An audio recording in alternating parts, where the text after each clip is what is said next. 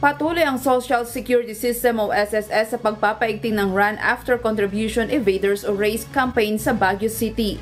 Noong Martes, April 30, nag-ikot ang mga kawani ng SSS Baguio Branch upang paalalahanan ang ilang mga establishmento ukol sa pagbabayad ng kontribusyon ng kanilang mga empleyado. Mapareceive namin yung RACE order. Actually, may number of days naman to comply. Nakalagay naman siya doon sa letter. Nakalagay bang 10 working Ito siya, 15 calendar days naman yan.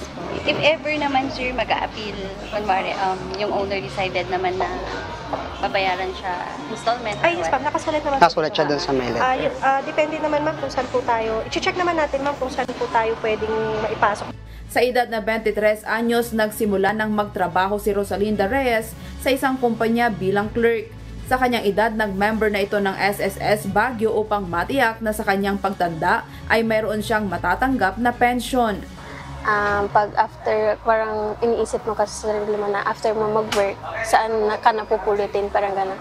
At least kapag meron kang SS contribution, meron tayo, mapapanatag tayo na, na mag-retire sa trabaho.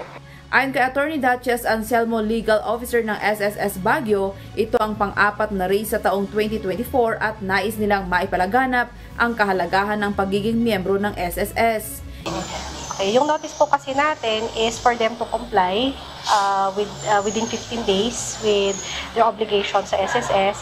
And nakasulat din naman po doon, they have the option po, employers po natin, they have the option to avail of installment, yung program po natin na installment, or pwede din po silang mag-inquire, subject to presentation po ng requirements po natin for the condonation po natin ng penalties. Pero like I said po, subject to presentation of requirements kung magka-qualify po sila din. Ito ay palagiang ginagawa ng SSS at lahat ng branches sa Cordillera Administrative Region.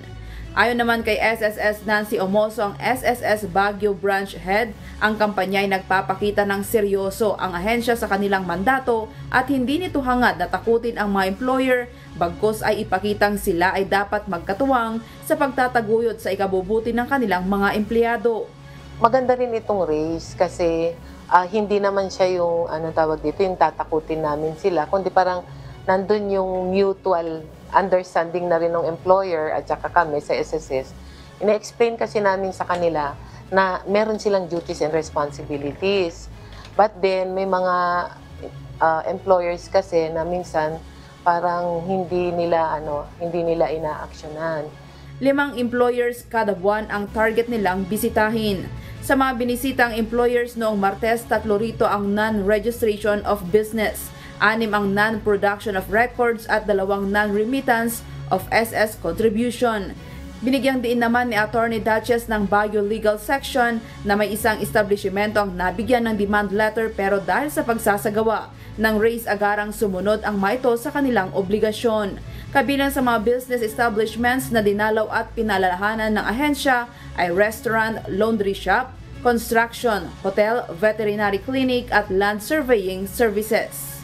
Grace Doctolero, humahataw sa balita ngayon.